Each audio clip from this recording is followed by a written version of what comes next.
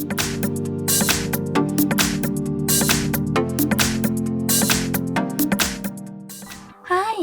In front of me is Motorola G71 5G, and today I would like to show you how you can switch on or off location of this smartphone.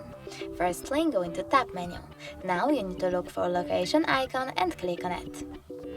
If you can't find it over here, you need to tap on this pen icon at the bottom left corner, find it over here and drag it to the top. Then let go back, and now click on it. Over here you need to select close in the pop-up, and as you can see, location of my Motorola is now off. You can always turn it back on by tapping on the same icon. If you wish to, you can also go into settings, scroll down over here, choose location and manage it by tapping on the switcher next to use location. Thanks so much for watching. If you enjoyed this video, leave a like, comment and subscribe. Bye!